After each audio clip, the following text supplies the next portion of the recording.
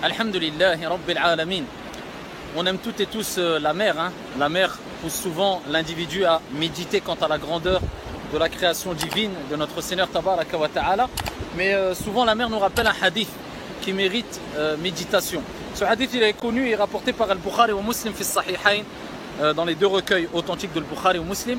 Le prophète alayhi salatu wassalam nous a dit: celui qui dit 100 fois par jour, celui qui dit 100 fois par jour, Subhanallahi wa bihamdi, ce qui veut dire, traduction vraiment approximative du sens, hein, pureté et louange à Dieu. Donc celui qui dit cette parole-là 100 fois par jour, notre Seigneur Tabaraka wa Ta'ala lui pardonnera tous ses péchés, même s'ils étaient comme l'écume de la mer. L'écume de la mer, eh bien, c'est cette sorte de mousse qu'on retrouve dans la mer, à une quantité, si on peut utiliser l'expression, indénombrable, immense. Eh bien, le prophète nous rappelle que même si on avait des péchés autant que l'écume de la mer, eh bien Dieu nous pardonnerait. Et ce n'est pas le seul hadith. Il y a plusieurs hadiths où le prophète nous rappelait que si vous dites tel dhikr, tel rappel, vous faites telle action, eh bien Dieu vous pardonnera tous vos péchés, même s'ils étaient comme l'écume de la mer.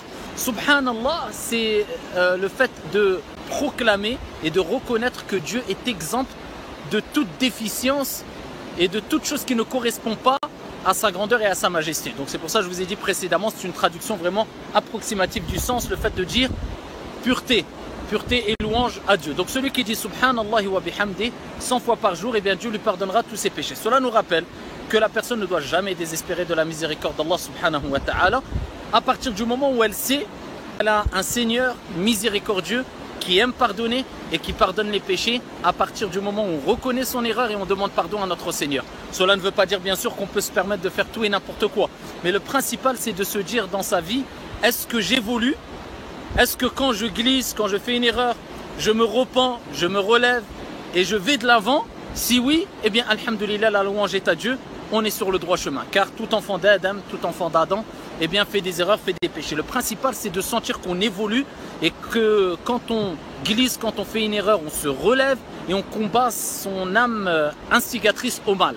À partir de ce moment-là, sache que tu es dans un grand bien. Il ne faut jamais désespérer de la miséricorde de ton Seigneur. Et sache ici que tu as un Seigneur qui aime pardonner et qui pardonne. Que Dieu vous préserve et que Dieu vous accorde la félicité.